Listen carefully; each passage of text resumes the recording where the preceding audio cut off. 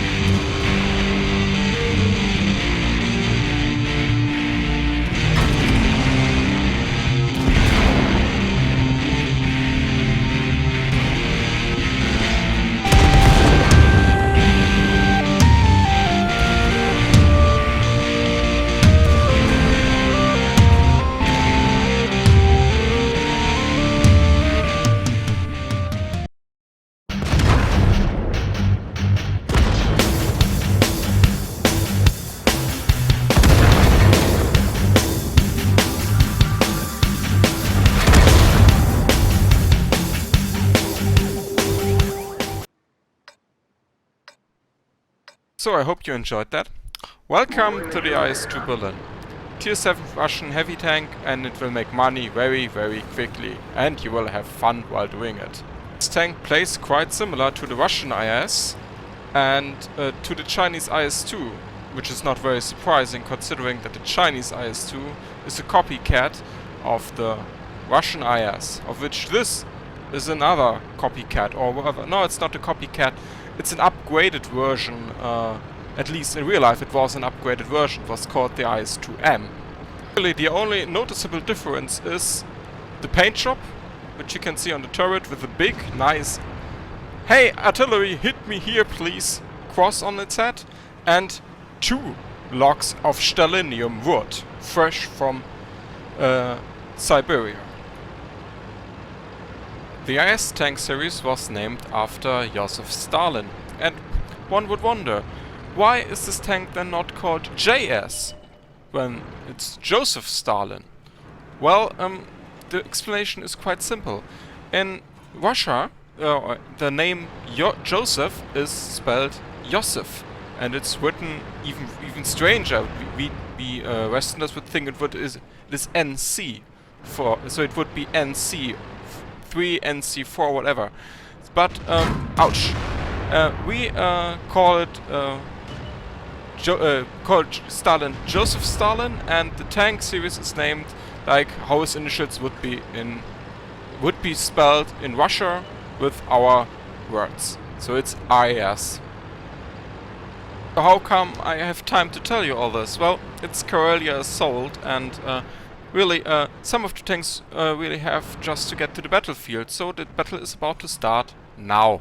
My team split up like the usual way. Some tanks to the bottom, some tanks to the top, and tank destroyers camping the middle with scouts trying to get vision.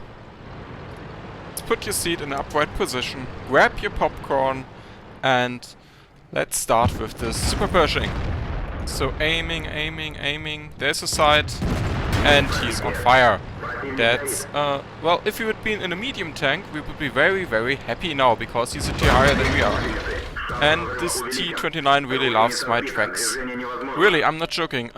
When you get shot in an IS series tank, try to angle your tank, and so you might have chances of, like me again, that your tracks will absorb the shot. Okay, this one wasn't absorbed, but well, you can only be lucky once. Now that we've got rid of this T-29, I'm getting shot by the KV-5, which is a tier 8 Russian heavy tank, and it's a premium one. But really, I cannot recommend this at all, and you will now see why. So all KV-5 owners, please look away, get your children to safety, and all others who have a bit of problems dealing with KV-5s, watch and learn. Haha, no, I'm just joking. Well, everybody knows about the front to weak spot of the KV-5, so you don't need to learn, you can just enjoy if you like killing KV-5s. Sadly, we got already reduced about 1/3 of our hit points, so this will likely influence how we can play on this map now, because we really can't take any more shots. So while Phil used the first 5 minutes of his video to praise the Gold, the current leader of QSFL, I will use this time to speak about my platoon mate today, Crusader. I don't know this guy, or I haven't known him before we played these games, but he seems to be quite a good guy, and yeah, he will prove very useful as an extended health bar. I mean scout. Because I do not really know him, I cannot tell any funny stories or fancy stuff about him, other than he's doing a good job at scouting. Right now it's not looking very good for our team. We are down 2 tanks and the enemy has stuck him quite well. And really, we need to get this KV-5 out of the way. And is he coming forward? We have a little shot on him. Yeah, goodbye Radio Man and goodbye KV-5. Now we can overrun this Tiger 2. And then we can, or we should advance towards the tank destroyers. So and now this T-34-2 is going ham and we'll light up some tanks. Yeah, there they are. Let's shoot the IS-2 because it has a big gun. That was a nice shot. Really, 390 alpha damage is on tier 7. Is even tier 8s will feel it, and yeah, you can make quite an influence with. Oh yeah, that's a good spot. Can we snipe? Can we snipe? Can we? Yes, and there's the next incinerator mission done. God damn, why I'm not in a medium tank. This shot was crucial to the game, because nothing is... Well, it's a nightmare to dig out a Jagdtiger 88, who is top tier in this match, while he is defending on Karelia, where you have to cross a lot of open field. Our northern flank got annihilated, just like this light tank. You see only the Indian Panzers remaining there, and I don't think he will live for much longer. So we need to advance now. We need to pull back the game. We are only 5 tanks left against 8 enemies. This will be hard, but let's get killing started, and let's start with the Super Pershing. Yes, and luckily Crusader also annihilated the Walker Bulldog, which was a very good player. You already hear all the bounces on the WZ-111, do you? That's the Jagdtiger. This will be very, very interesting now. I just realized this video was far too serious until now. So let's do something stupid. Like, look around this corner, tank looking at us, and yeah, taking damage with none in return. So now we are a one-shot for everything, so it's sudden death mode now. Right now I'm communicating via TeamSpeak with Crusader XX and asking him if he can get any kind of vision on either the Borsig or the Jagdtiger 88, because otherwise it would just be even more stupid to go out and with my little health. But yeah, talking of stupidity, that VZ is going ham. Remember our good friend and salt mine master Jingles. If it works, or if it's stupid and it works, it's not stupid anymore. No. I need to use this opening now, because the Jagdtiger 88 has focused on the WZ, and now it's time to go in. And really, the WZ is getting pounded from all different tanks. We need to do something. We are now even on tanks, and Crusader puts in a very, very meaty HE shell into the Borsig. This could be game-changing. Luckily for us, the Jagdtiger is so occupied with the WZ-111 that we can safely sneak in. Speaking of the WZ-111, how is he still alive? Speaking of alive, Crusader just died. So it's now 2 one-shots and a camping Su-100Y against the enemy team, and the clock is ticking. No pressure at all. I really need to help my WZ-111. Although he's playing like he is the impersonation of the Great Wall of China, I have to help him. He can't survive for much longer. So due to my presence and my shot in the low plate, I forced him out of his position. And so the WZ could hit his lower plate again. And thank you, Mr. SU-100Y. That was a really important shot. Less to deal with. And now there's the IS.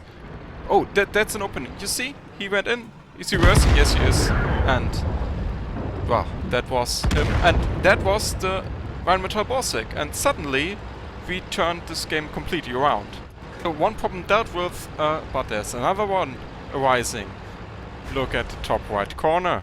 Look how much time is left until the A44 will win the game. Either have to find him, he could be anywhere on the map, or we have to cap. Luckily WZ realized the situation and is joining me in the cap circle now. The two of us capping, it could work. Well, it will be a draw, I think. Yeah. Oh god, it will be a draw. Well, apparently the WZ doesn't like draws. So, he leaves, and if he leaves, I have to leave as well to help him go look for the A44. The SU-100Y sadly is no big help in looking if the A44 has gone to our spawning area. Really, I think this is lost. Oh no, there he is! There he is! We have maybe one shot! Aiming. Let's do it. Yes! Yes! Yes! So, here we are, comparing the premium Tier 7 Russian IS-2 with its Soviet counterpart, the IS, and its Chinese copycat, the IS-2.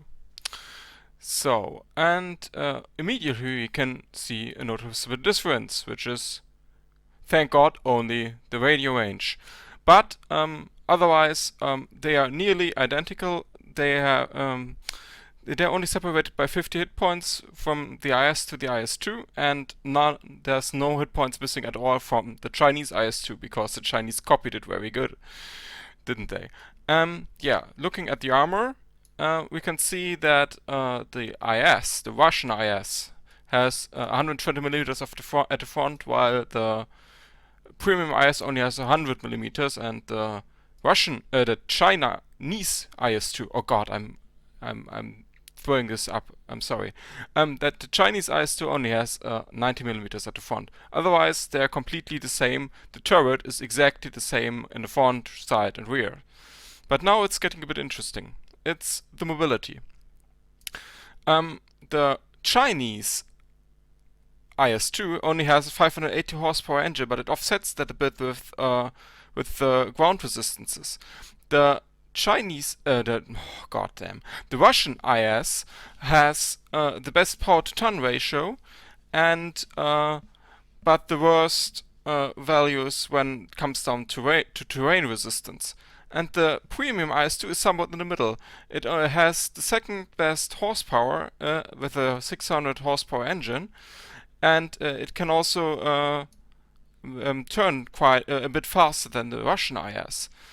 And but it also has the ground values, the terrain resistance values of the Chinese IS. So it somewhat combines both worlds. Yeah, there's nothing new to see at the turret. It's exactly the same, and the gun is exactly the same on all three tanks. They even made it sure that the splash radius on the HE, not that it would matter on the heavy tank, is exactly the same on each tank. Yeah. So reload time is exactly the same, everything is the same. So, but the big difference is the Russian IS-2 makes premium credits, which is very, very good. And it trains your crew very, very, very fast, because it gets an additional bonus. A, for being only a tier 7 tank, which means that you get a bit of bonus at the end of each battle, but for being a premium tank itself, which makes your crew train 50% faster. So, is there something missing? Oh yeah, the post-game stats. Here they are. You can see, by the way, this 3500 XP is undoubled. Yeah, here they are. Thanks for watching. Please like this video, and M4 out.